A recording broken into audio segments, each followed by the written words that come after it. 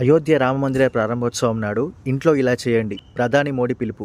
హిందువుల శతాబ్దాల కల అయిన అయోధ్య బాలరాముడి ప్రతిష్టపై ప్రజల్లో హర్షాతిరేకలు వ్యక్తమవుతున్నాయి. దశాబ్దాలుగా పరిష్కారం కాని సమస్యను ఎంతో సామరస్యంగా పరిష్కరించి ప్రస్తుతం అయోధ్య శ్రీరాముడి ఆలయం ప్రారంభోత్సవం చేస్తున్న కారణంగా హిందువులంతా ఆనంద తన్మయంతో ఉన్నారు.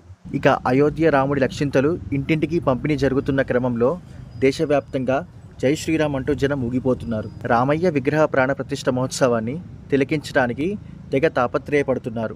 ఇదిలా ఉంటే ఇప్పటికే అయోధ్య రామయ్య ఆలయ ప్రారంభోత్సవానికి అనుబంధంగా దేశవ్యాప్తంగా ఆలయాలను శుభ్రం చేయాలని ప్రధాని మోడీ పిలుపునివ్వడంతో ఆలయాలను శుద్ధి చేస్తున్నారు. ఇక అయోధ్య రామయ్య ఆలయ ప్రారంభోత్సవం నాడు దేశ ప్రజలంతా చేయవలసిన విధులను పండితులు ఇప్పటికే చెప్పారు. అయోధ్యలో చారిత్రాత్మక ఘట్టంగా బాలరాముడి విగ్రహ ప్రాణ ప్రతిష్ఠ రోజే అయిన జనవరి 22న తెల్లవారుజామున బ్రహ్మముహూర్తంలో నిద్ర లేవాలని హిందూ మత పెద్దలు చెబుతున్నారు. కాలకృత్యాల అనంతరం స్నానం చేసి దేవుడి దగ్గర దీపం వెలిగించాలి. ఆ తర్వాత సీతారామ లక్ష్మణ భరత శత్రుఘ్న సమేత శ్రీ ఆంజనేయ స్వామికి షోడశోపచార పూజలు చేయాలి.